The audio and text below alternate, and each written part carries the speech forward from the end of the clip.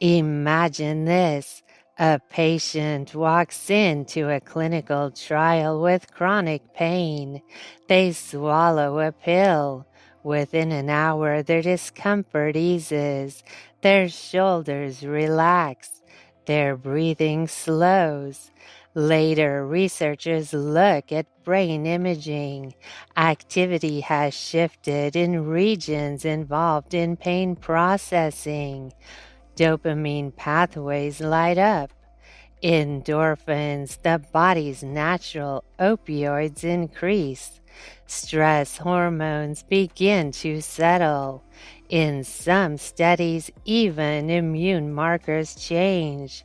Here's the twist.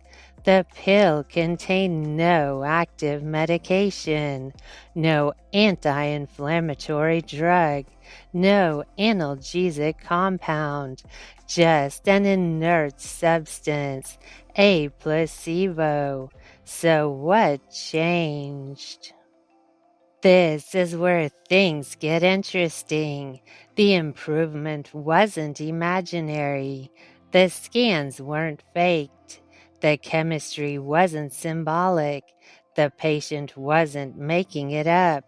Their nervous system responded in measurable biological ways. The question isn't whether something happened. The question is how. Today, we are not dismissing symptoms as all in your head, and we are not drifting into mystical claims that belief can override physics. We're stepping into the fascinating middle ground, the place where expectation, perception, and physiology meet. The placebo effect is not about tricking the body. It's about understanding that the brain is part of the body and that what it anticipates can influence what it releases, regulates, and perceives. In this episode, we're separating biology from myth.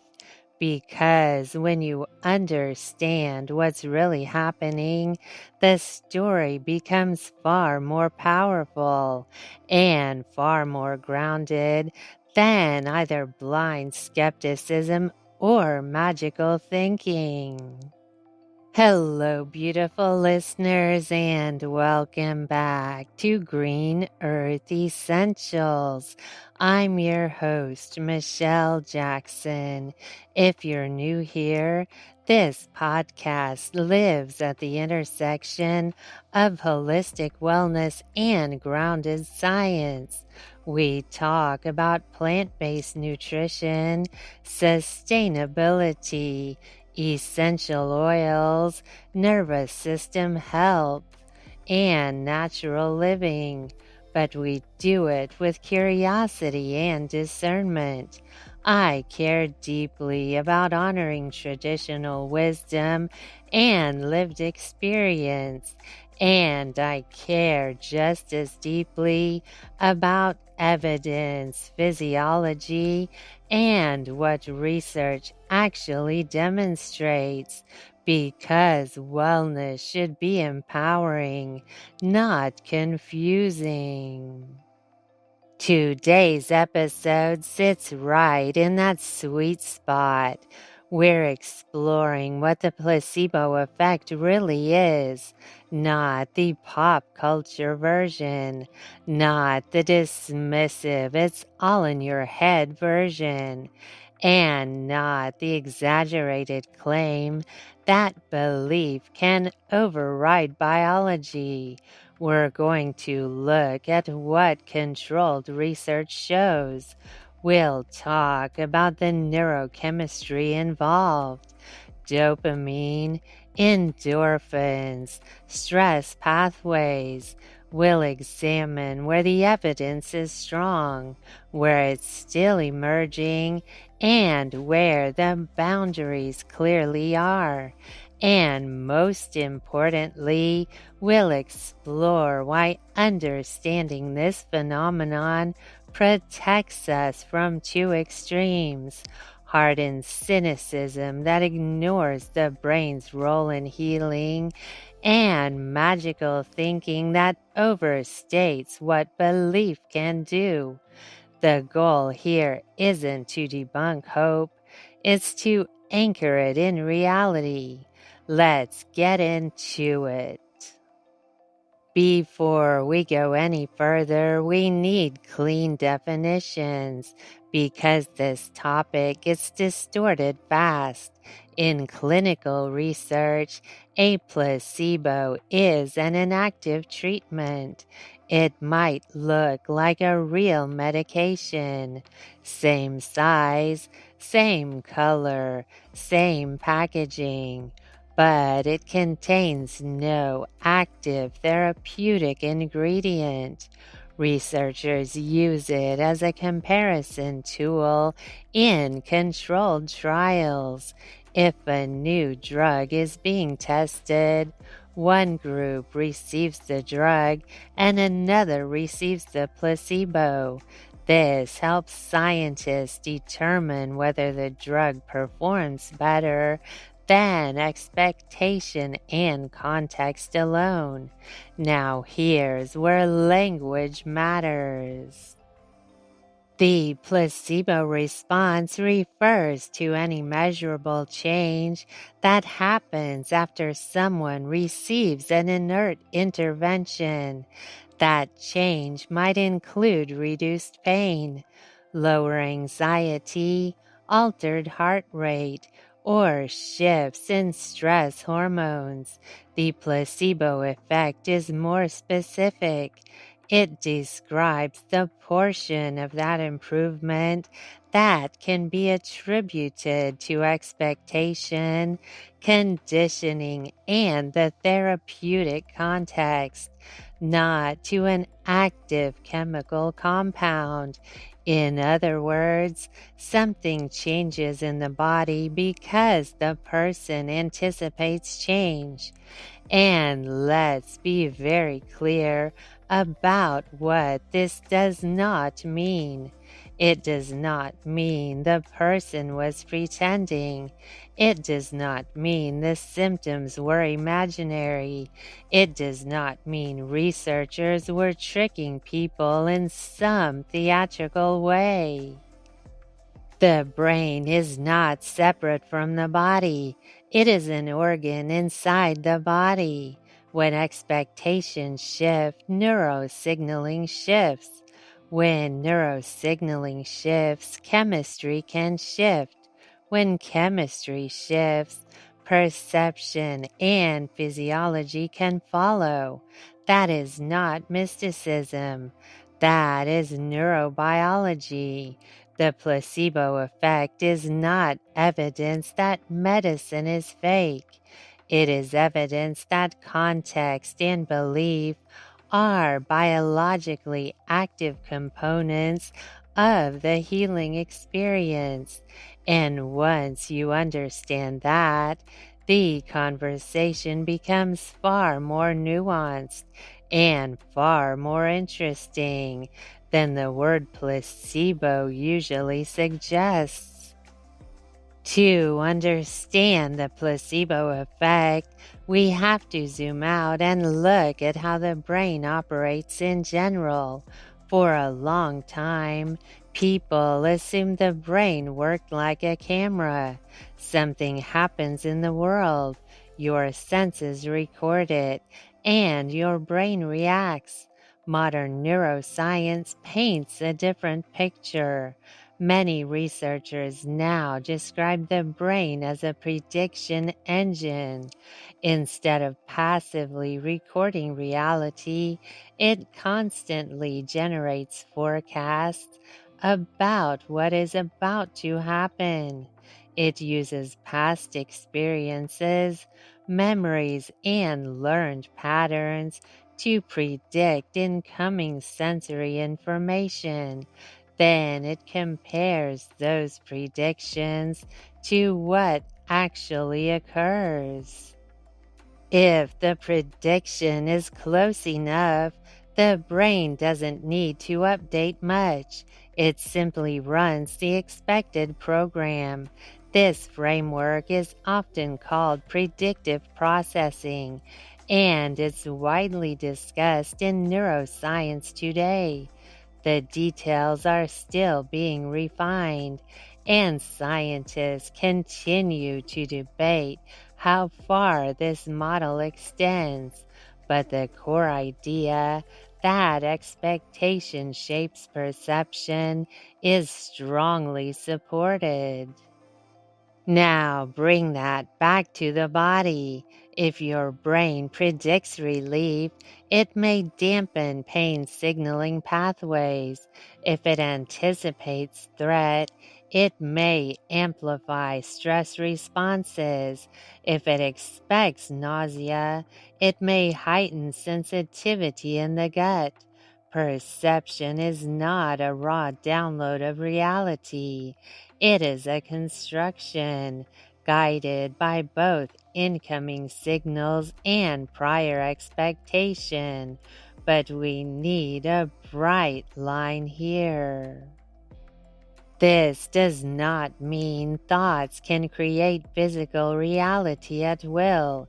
You cannot visualize a broken bone into mending instantly.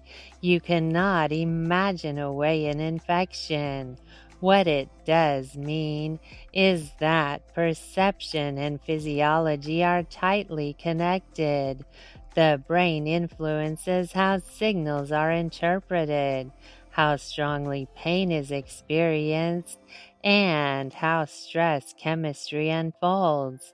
The body is not just reacting to the world, it is constantly interpreting it, and that interpretation can alter measurable biological processes, which brings us right back to why a placebo can trigger real change. Now let's talk chemistry. Dopamine is a neurotransmitter, a chemical messenger the brain uses to communicate between cells. It's often mislabeled as the pleasure molecule, but that's too simplistic.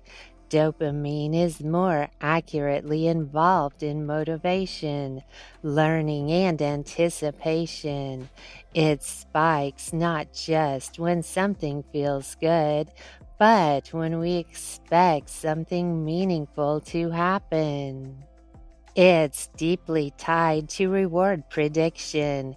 In placebo research, scientists have observed that when a person anticipates relief, especially from pain, dopamine activity increases in specific brain regions associated with motivation and expectation.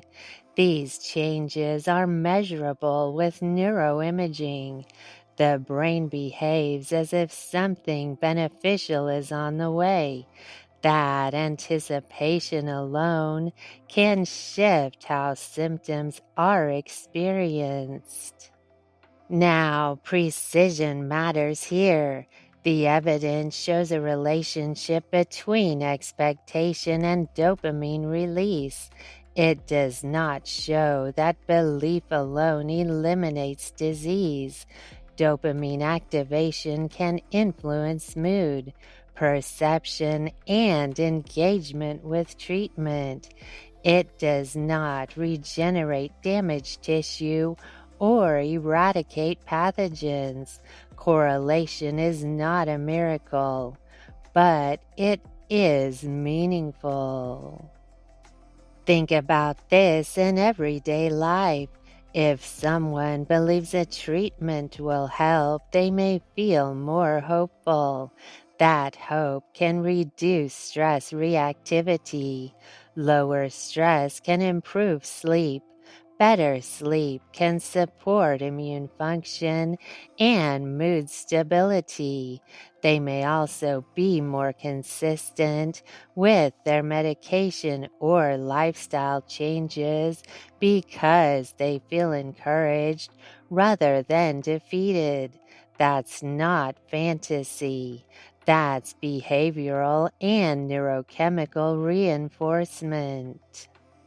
Hope changes how the brain allocates attention and energy. It can increase follow through. It can alter how discomfort is perceived. It can improve resilience. What it cannot do is override biology in unlimited ways.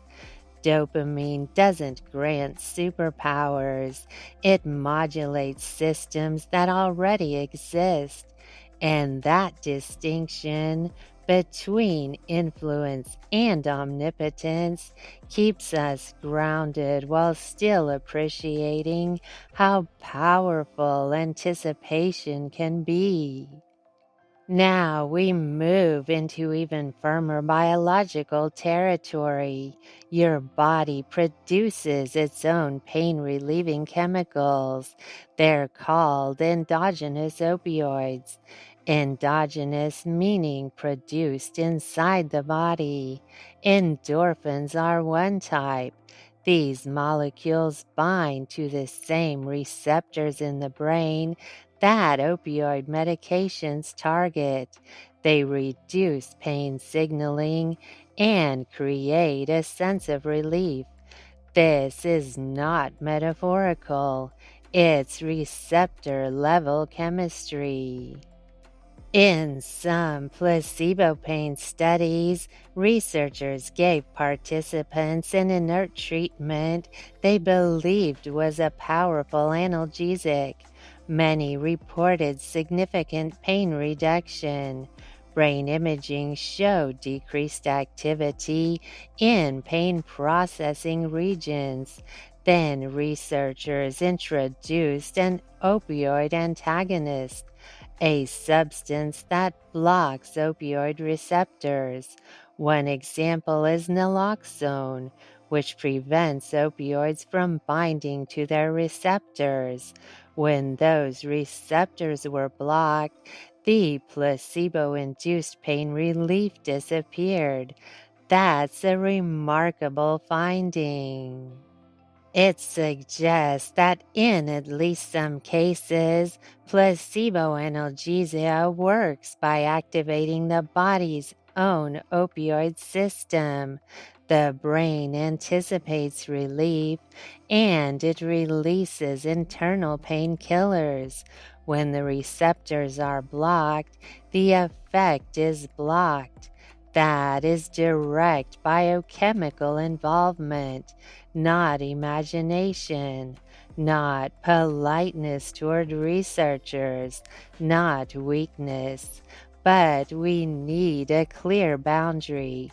Modulating pain perception is not the same thing as repairing tissue. If someone has a broken bone, a placebo may reduce how intensely the pain is felt, but it does not realign the fracture. It does not knit the bone back together. Structural damage still requires structural intervention. The placebo effect can influence signaling. It does not rewrite anatomy. This distinction is essential. Pain is a perception generated by the nervous system. That perception can be amplified or dampened. The underlying injury, however, follows physical laws. What this tells us is not that injury is imaginary, but that pain is a dynamic process shaped by both sensory input and brain interpretation. The nervous system is not a passive cable transmitting distress signals. It is an active regulator. And in the case of placebo-induced analgesia, that regulation involves very real molecules doing very real work. Now we step into an area that is fascinating and still evolving. Most of us learned about classical conditioning from psychology experiments. A neutral cue gets paired with a biological response, and eventually the cue alone can trigger part of that response. The classic example is Pavlov's dog salivating at the sound of a bell after it was repeatedly paired with food. It turns out this principle doesn't only apply to behavior. In some research settings, it appears the immune and hormonal systems can also be conditioned. In certain experiments, participants receive a medication that alters immune activity, for example, suppressing or stimulating it, alongside a distinctive sensory cue like a specific taste or smell. After repeated pairings, researchers remove the active drug and present only the cue. In some cases, parts of the immune response reappear, even without the medication. That suggests the body can learn associations at a psychological level. Now, careful framing is critical here. There is evidence that conditioned immune responses exist, but this field is complex. Results vary depending on the condition being studied, the strength of conditioning, and individual differences. Scientists are still working to understand how robust and clinically useful these effects are. This is not evidence that the immune system can be fully controlled by belief. It does not mean someone can think away an autoimmune disorder or replace antibiotics with visualization. What it does suggest is that the nervous system and immune system communicate constantly. The brain is not isolated from immunity. Signals move in both directions through hormones, neurotransmitters, and inflammatory mediators. Conditioning appears to influence that communication under certain circumstances. That's intriguing. It opens doors for adjunctive therapies, potentially reducing medication dosages in tightly controlled settings. But it does not justify abandoning proven treatments. If anything, this research highlights how integrated our systems are. The immune system is not a separate kingdom. It is part of a network, and expectation, learning, and context may be threads in that network, subtle ones, not sovereign rulers. Science is still mapping the territory. The responsible position is curiosity with restraint. If expectation can ease symptoms, it can also intensify them. That phenomenon is called the nocebo effect. Nocebo essentially means I shall harm. It describes situations where negative expectations contribute to real measurable discomfort or side effects. Here's how that can play out. A patient is told a medication may cause nausea, headaches, or fatigue. Even if they receive a placebo, a percentage of participants report those exact symptoms. In clinical trials, people in placebo groups routinely experience side effects that mirror the warnings they were given. Their symptoms are not fabricated, the distress is genuine, but the trigger isn't an active chemical, it's anticipatory stress. When the brain expects harm, it shifts into a threat-oriented state. Stress hormones like cortisol can rise, muscle tension increases, attention narrows around bodily sensations, normal fluctuations, a slight stomach shift, a mild ache are interpreted as significant. The nervous system amplifies signals that might otherwise have faded into the background. Expectation becomes a volume knob. Now clarity again matters. The nocebo effect does not mean side effects are imaginary. Medications absolutely can produce real adverse reactions through direct biochemical mechanisms. Ignoring that would be irresponsible. What this means is that the brain can add amplifications on top of those mechanisms.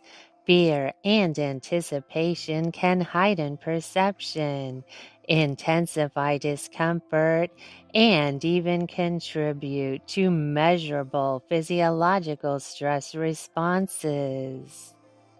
This is why the way information is delivered matters. Overly catastrophic framing can increase anxiety and symptom reporting.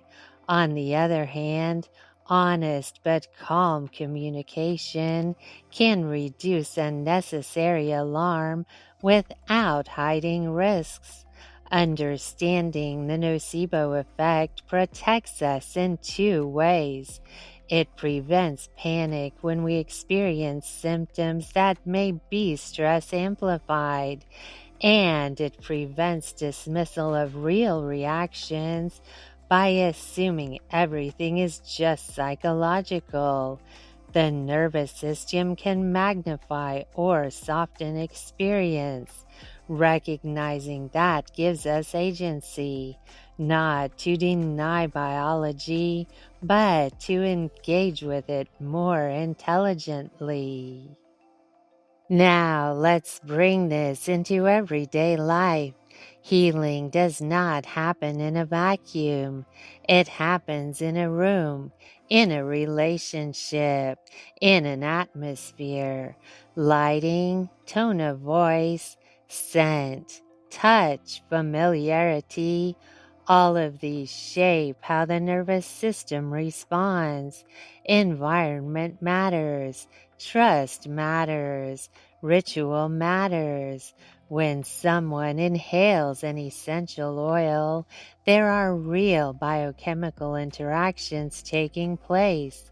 Volatile aromatic compounds travel through the olfactory system and influence regions of the brain involved in emotion and autonomic regulation.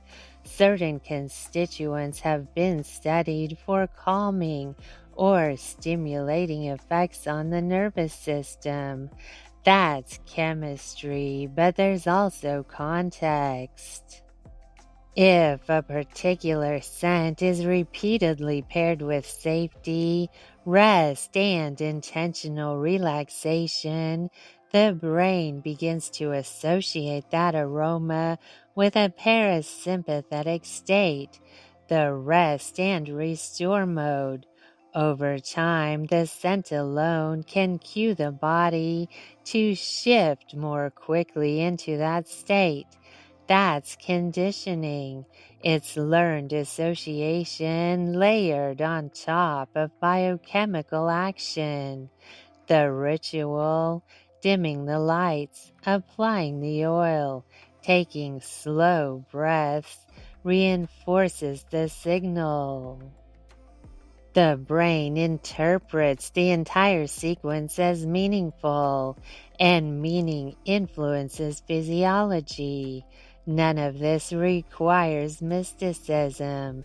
Context is not magic. It is a measurable component of how the nervous system operates. The therapeutic encounter includes more than the active ingredient. It includes expectation, prior experience, sensory input, and perceived safety. At the same time, we have to stay grounded. Complementary practices can support well-being. They can reduce stress, enhance comfort, and strengthen adherence to healthy routines. They can work alongside conventional treatments in thoughtful ways. They are not substitutes for necessary medical care. Essential oils do not replace antibiotics when antibiotics are indicated. Breathwork does not repair structural injury. Ritual does not eliminate pathology. What these practices can do is influence the terrain in which healing unfolds, lowering stress, improving sleep, enhancing resilience. That's not trivial. It's also not supernatural. It's physiology responding to meaning. When you zoom out, the placebo effect reveals something profound. The brain and body are not separate systems negotiating from across a table. They are in constant conversation. Electrical signals, hormones, neurotransmitters, immune messengers. Information is moving back and forth all the time. Expectation is part of that conversation. Belief does not override biology. Belief interacts with biology. It can influence how pain is processed. It can shift stress chemistry. It can alter motivation and adherence. It can even participate in limited and specific ways in conditioned physiological responses. What it cannot do is suspend physical laws or replace necessary treatment, and that balance is empowering. When you understand how expectation shapes experience, you're less vulnerable to exaggerated promises that claim thoughts can cure everything. At the same time, you're less likely to dismiss the nervous system as irrelevant to healing.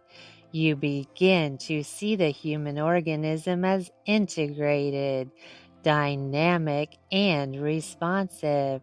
That kind of understanding builds discernment. It strengthens resilience. It encourages hope without fantasy. And honestly, cultivating that level of critical thinking is an act of self-care. If you enjoyed this episode and want deeper dives into research, thoughtful reflections, and companion content that bridges holistic living with grounded science, I'd love to continue the conversation with you. You can follow me on Substack at substack.com/at Green Earth Essentials. Thank you for spending your time here with me on Green Earth Essentials. Stay curious, stay thoughtful, and remember, understanding your biology is one of the most powerful forms of empowerment you have. I'll see you in the next episode. This is Michelle Jackson signing off.